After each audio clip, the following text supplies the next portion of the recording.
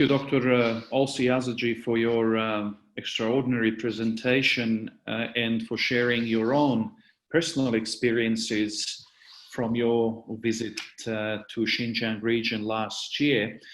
It is particularly important that I believe that you share your views and give your perspective, especially because you, as you mentioned, you've personally been critical of some of the Western press and quite skeptical. So it is very important to, so to speak, to corroborate what the press in the West has been saying for quite some time now about the human rights violations of the Uyghur Muslims in Xinjiang. And I think it's very important to talk about it because the Xinjiang, it's a very vast region. It's the biggest Chinese province. It comprises the 1/6 of the territory. And as you mentioned, it abounds in natural resources. And it's obviously strategically very important for this, what you mentioned, what you termed as imperialist project, the Belt and Road Initiative.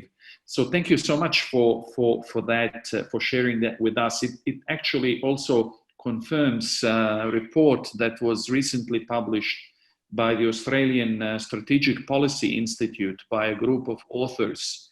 One of them is a young researcher and expert, Nathan Rusa, who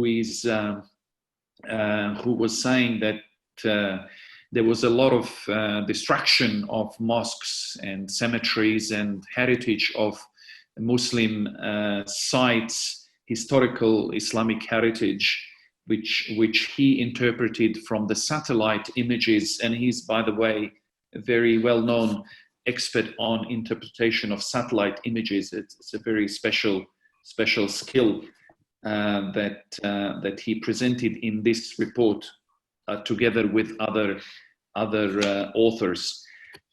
Now, let me introduce our respected scholar and speaker, Dr.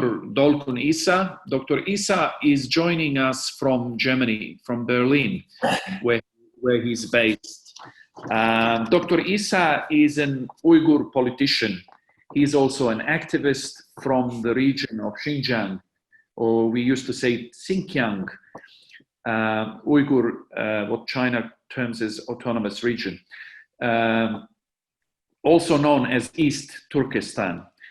Dr. Isa is the third and current president of the World Uyghur Congress, the organization that represents the interests of Uyghur people worldwide. Dr. Isa has been in office as president of this organization from November the 12th, 2017.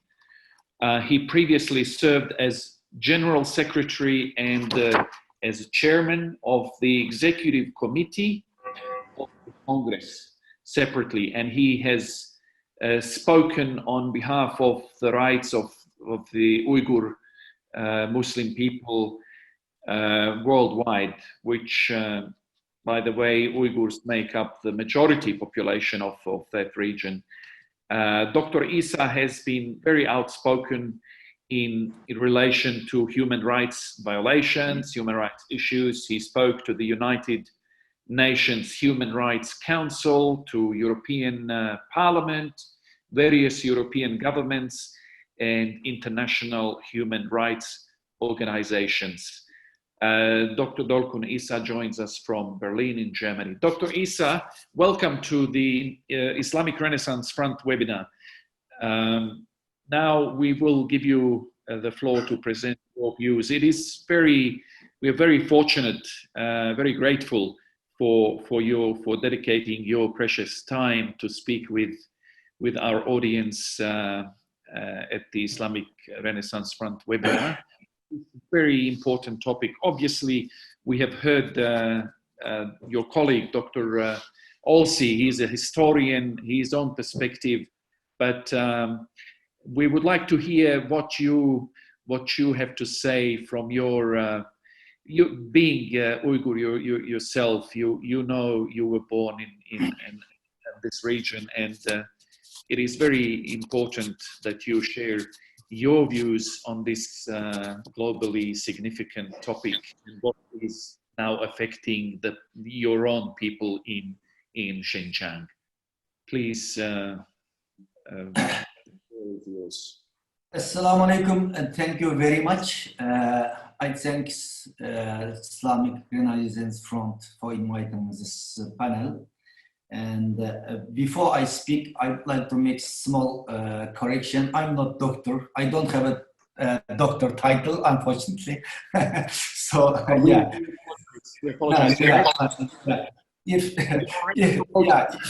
Maybe in the future.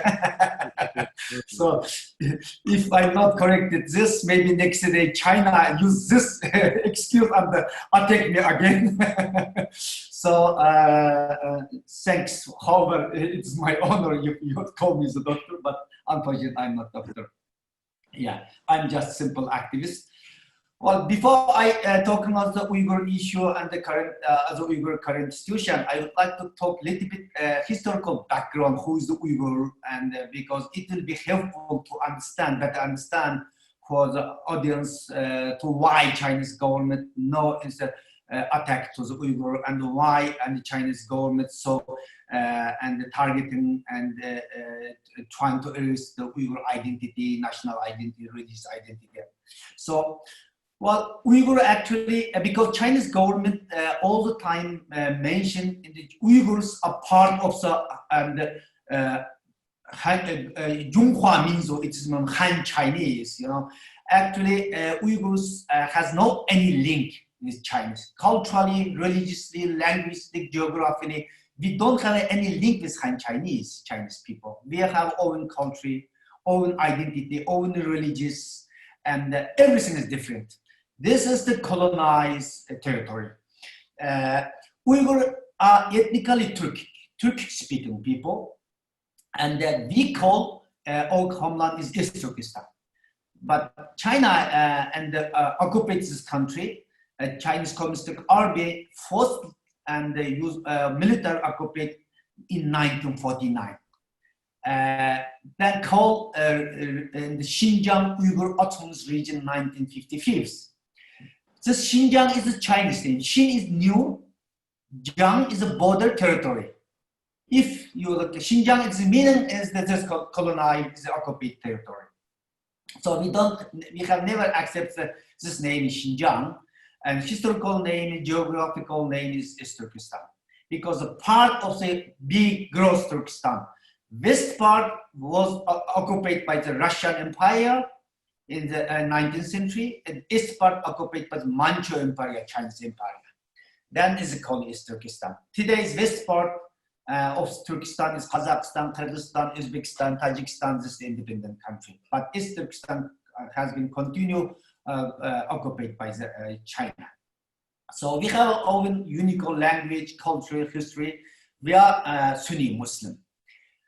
According to the Chinese census, Uyghur population is 11.6 million.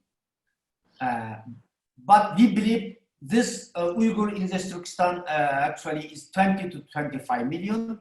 And more than 1 million Uyghur living in Central Asia, Kazakhstan, Kyrgyzstan, Uzbekistan, this in historically Western Turkestan. We have a border with China, Mongol, Russian, Kazakhstan, Kyrgyzstan, Tajikistan, Afghanistan, India, Tibet. We have with the border, Turkestan has a border, 11 countries. Yes. Territorial size 1.828 square kilometer. It is mean 5 times larger than Germany, 2.5 times larger than Turkey. I don't know how compared with Malaysia or the Bosnia. So this is Turkestan is homeland, mostly Turk-speaking people, like mostly Uyghurs and other Central Asia Turk-speaking people, the Kazakh, Kyrgyz, Uzbek, Tatar, and the Tajiks. In 1955, And as I said, Chinese government occupied 1949. Then after 5 years later, Chinese government established Xinjiang Uyghur Autonomous Region. Today, this constitutionally autonomous region. And in China, has 5 autonomous regions. Turkestan is so-called Xinjiang Uyghur Autonomous Region, one of them autonomous region. But since the 65 years, we have never seen the real autonomy. This just all the fake autonomy and the paper autonomy. We have never seen any sign of the autonomy. All constitutional and autonomic right, including the political, cultural, economic, social right, has been continually violated by the Chinese authority. And then since the 1950, Chinese government systematically population transport to the area. 1949, when the Chinese Communist Army occupied Turkestan, Uyghur population is 85% of the total population, and the rest of 10% is Kazakh, Kyrgyz, some other minority. 3 or 4% of Han Chinese population, just around 4%. But since 71 years, 1st of October is the Chinese National Day, it's a mourning day for us. We will hold a worldwide protest this day, next Thursday. So 71 years, no, and the official number, Uyghurs is 45%, Chinese population 42, increasing 42%. But real number we don't know because we don't have opportunity to estimate the real number. So the Chinese government is the main purpose is constantly population transport and the ban Uyghur trying to Uyghur ban on minorities this area. Yes.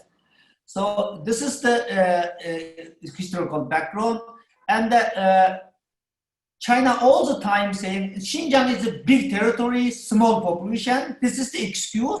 Chinese government continually population transport this area. But this is the one reality I would like to mention. Yes, this is a big territory, but only 4.6% total area is inhabitable area. Around 96% of the total area in uninhabitable area because it's located 3 mountains. One is north part is Altai mountain, middle of the Turkestan is Tian Shan, counterattack mountain, and south part mountain. And the second, the world desert and the Taklamakan desert after Sahara is located in this area. So that's why we have very limited water resource. And the inhabitable area is very limited. But China all the time use this word, China, Xinjiang, so-called Xinjiang, big territories and continually population transport. Here's this area. Yeah, this is the little bit historical background of the Turkestan and the Uyghur people. Well, my friend also already talking about what's going on and what the Chinese policy towards Uyghur. He was the one of the eyewitness recently visited Turkestan.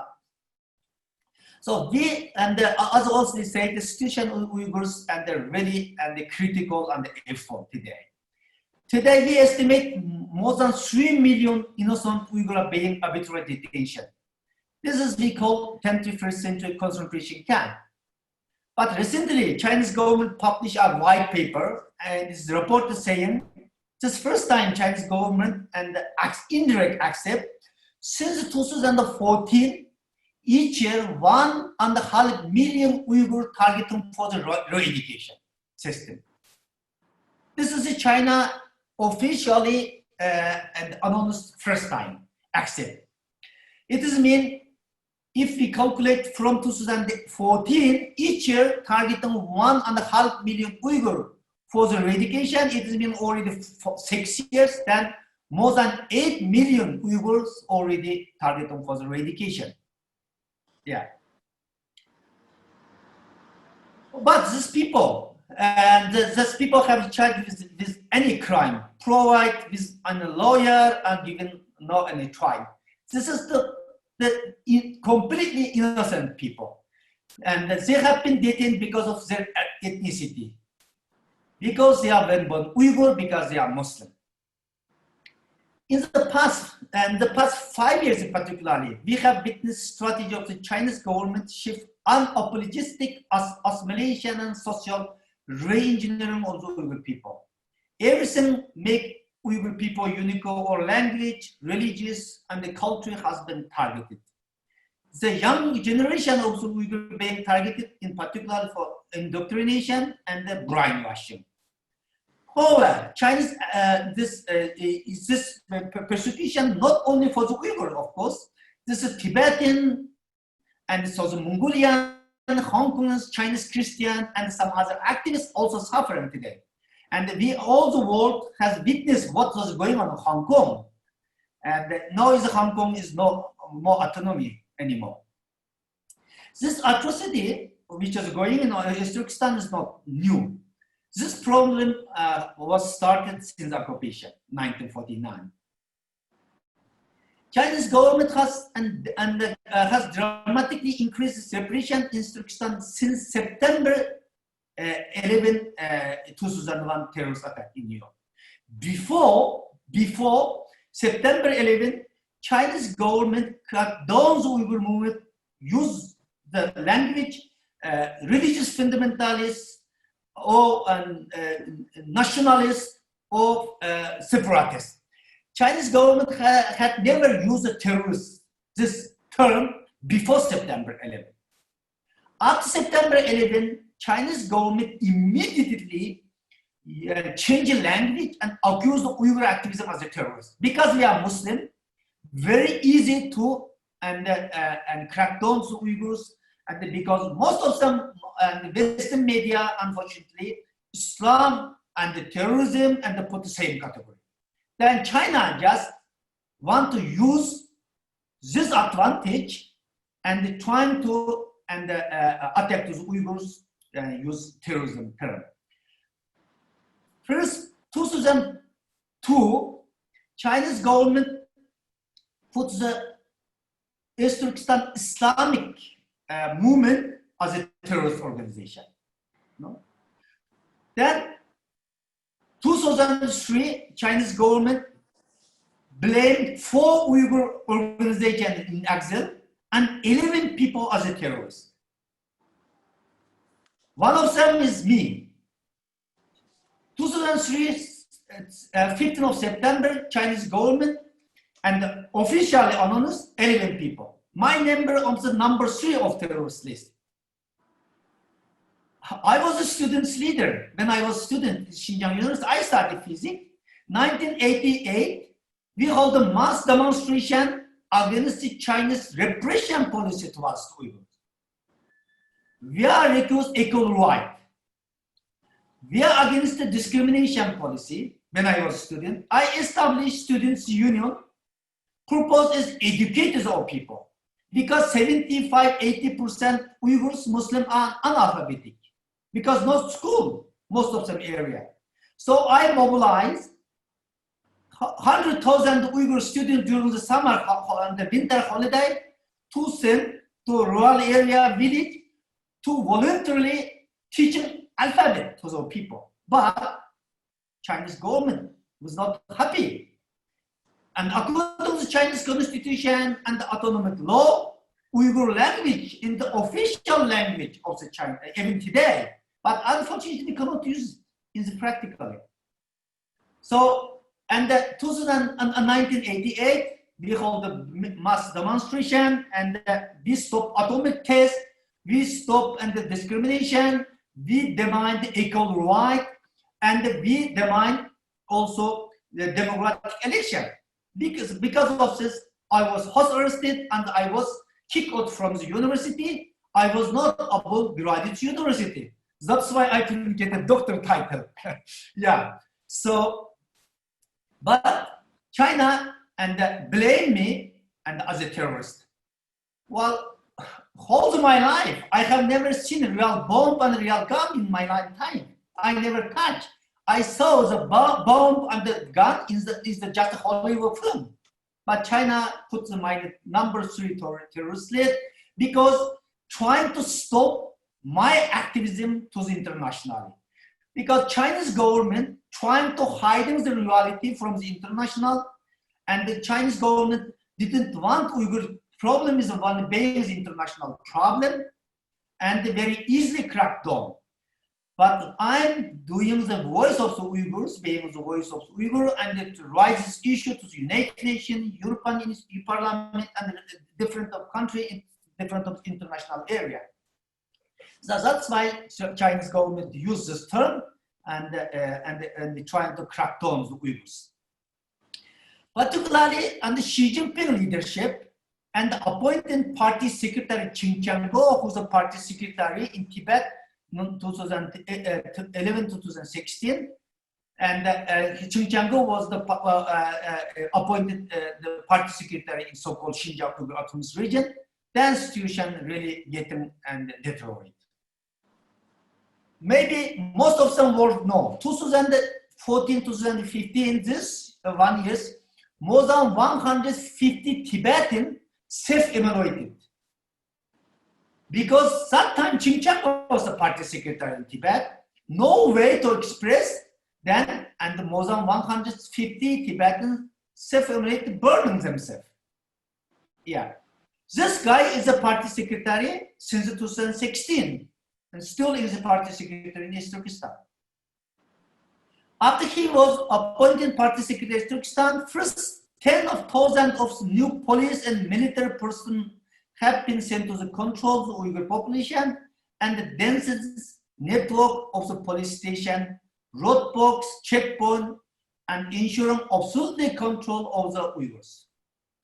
Only within 4 months from August 2016 to December 4 months, he established 960 police monitoring stations in the Ürümqi, capital of Turkestan. And we have also witnessed mass collection of the personal data from the CCTV scanners, facial recognition software, public database, police checkpoint, and the DNA and the blood samples. Face recognition camera, voice recognition camera developed and tested in Turkestan, then used it to the other provinces of China. Now it's more than 20 countries around the world import Chinese surveillance technology. Today, millions of Uyghurs are suffering and deprived of their basic rights. They are subject to brainwashing and eroding their plight, so their Uyghur identity, and they face torture, enforced disappearance, and this if they are not cooperate with the Chinese government. Starting April 2017, Chinese government start cutting off all communication between Uyghurs in Turkestan and diaspora. They have begun rounding up thousands of Uyghurs, sending to the camps. Like almost all the Uyghurs in diaspora, I have lost contact with my family since April 2017. For over the 4 years, I have been unable to contact my family member. But during the first time, I have got only heartbreaking news. I received that my mother had passed away. She had died on May 17, 2018, one of the concentration camps in Turkestan. And the beginning of the 2020, January, I got second heartbreaking news. My father died. But still, I have no idea what condition my father died. Where is his cemetery?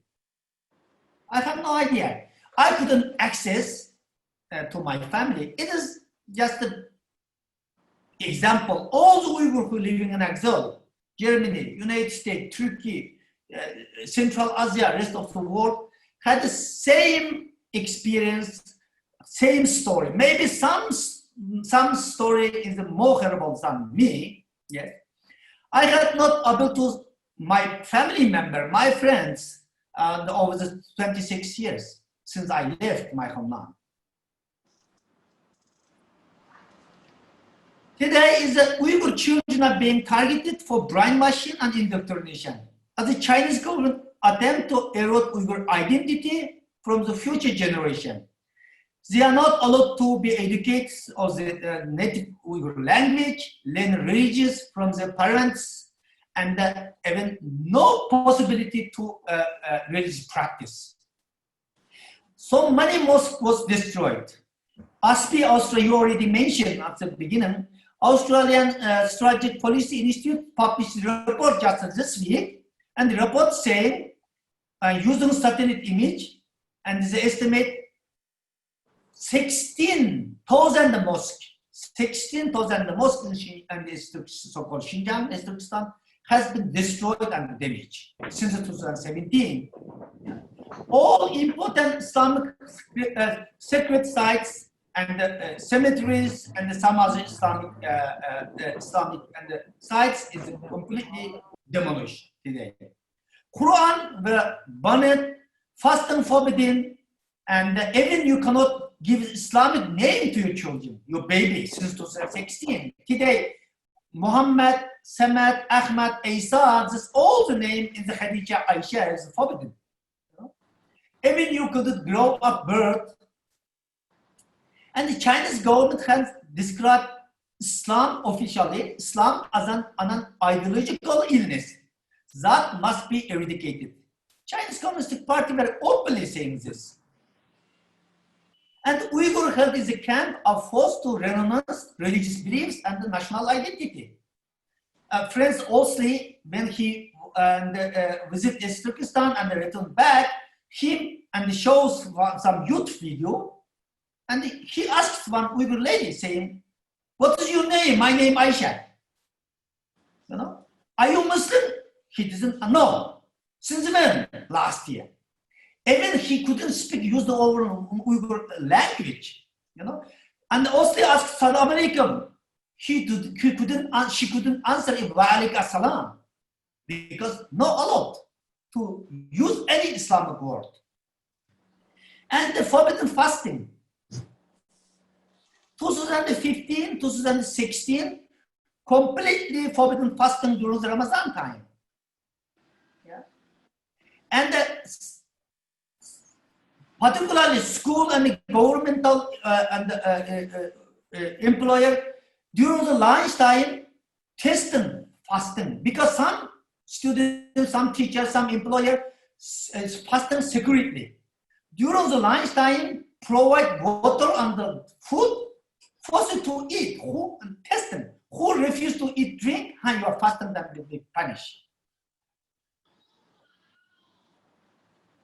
And another report March this year, ASPI published, and Uyghurs are now being subject to modern slavery, forced labor, and the very main issue today. ASPI report more than 82,000 Uyghurs use of forced labor. So many and Western company still use the Uyghur forced labor, chief laborers today. 2018, Chinese government stopped 4 months all transportation between China to Turkestan. We were surprised why. Train, flight, everything. Then later we realized within 4 months, Chinese government transport Uyghur detainer from Turkestan from the concentration camp to other provinces of China. We didn't know that time what purpose, but we can suspicion only. Maybe they will be targeting for the forced labor, maybe they will targeting for the organ harvesting. Because Chinese government and advertisement, halal organ transportation, you know. So later, and the ASPI report published, then and we confirmed that the Chinese government used Uyghur detainer to transport other provinces of China to use forced labor, and also besides this, and the organ harvesting. ASPI report saying 82,000 people for targeting for this, but another organization based in Rome, Bitter Winter report 2019 saying around 400,000 Uyghur detainers forced transport as a president of China. Nearly 500,000 of Uyghurs. You know? So it is difficult to confirm how many people and the transfer to the other provinces of China. And okay, we know now is that definitely and used for forced labor, but exactly number how much we don't know, and how many for the used for forced labor, how many for the organ used for the organ harvesting. And recently another report, Andrea Zenz, German scholar Andrea Zenz, and published his report. And Uyghur women forced and sterilization. Actually, Chinese government and the Uyghur women and the forced sterilization policy is not new. Chinese government started this policy in 1984. When I was in Turkestan at that time, the one-child policy for the so-called minority Uyghur Tibetan two-child policy. But actually, after you get first child, you have to wait 5 years, you can get second child.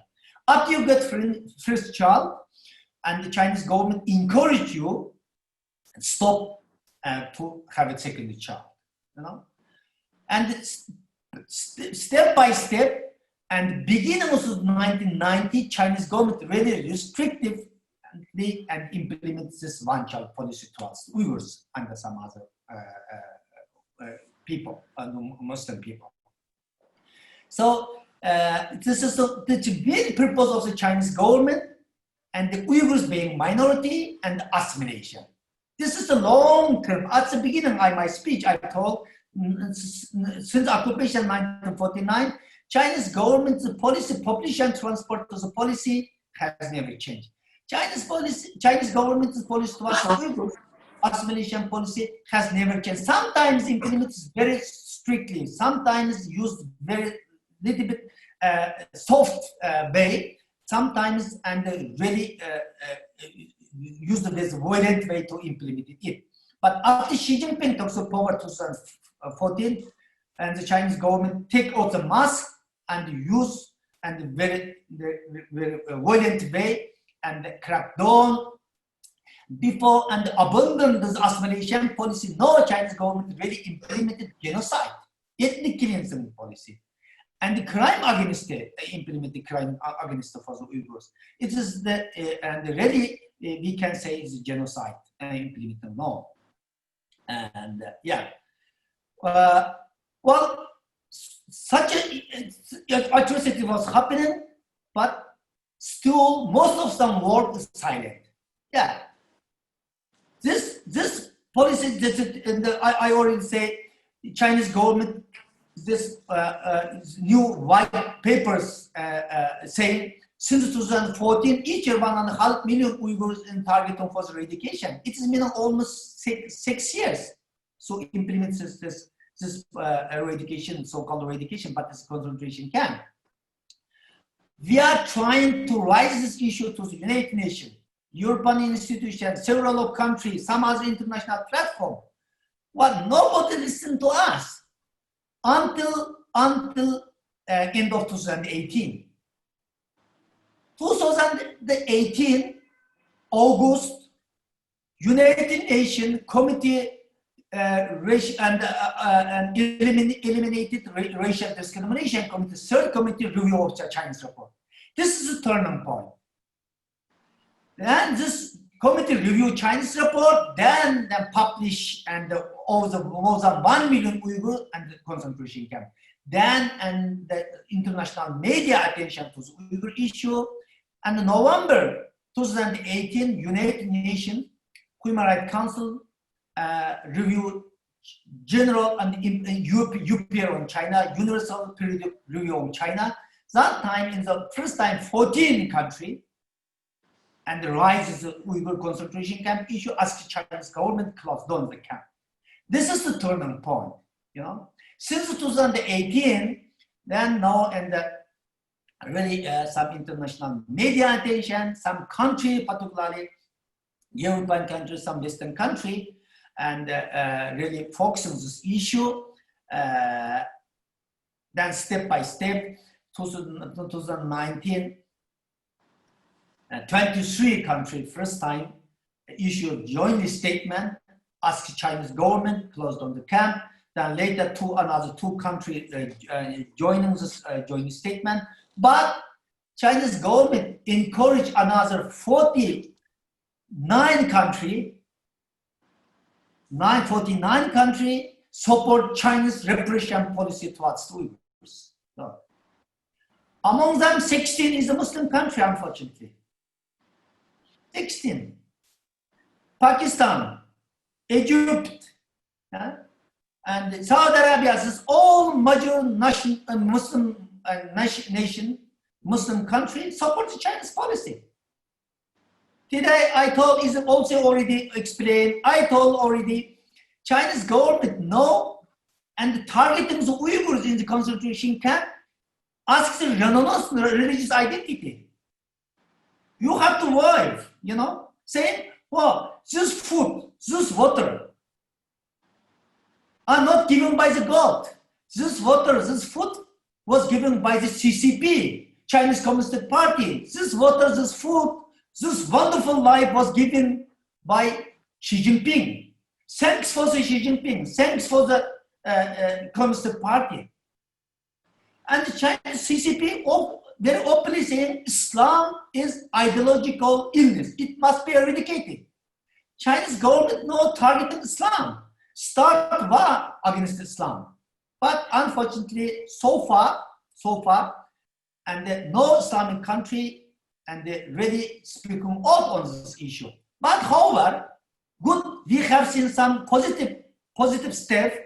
2020, June, last human rights session, 28 countries issues joint statement. At least one Islamic country supports this joint statement against the Chinese government. It is Albania.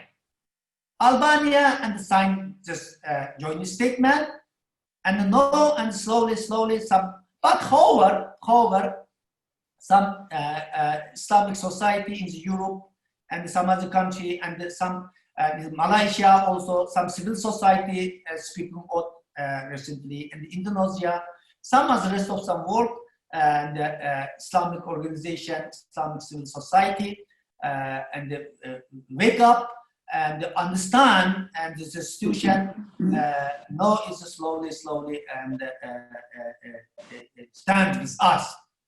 But however, still, because United Nations more than 196 countries member of United States, only 28 countries so far, and issued a public statement. Another 160 countries still silent, or some of them, as I said, support the Chinese government and genocide towards the Uyghur. So it is the reality. So I think, it is a time to really take action. It is a time a whole human being should be stand with Uyghurs. This is not only the responsibility of Uyghur Muslims. This is the responsibility of all Muslim world. This is the responsibility of all human beings, because never again is happening again today for the Uyghurs.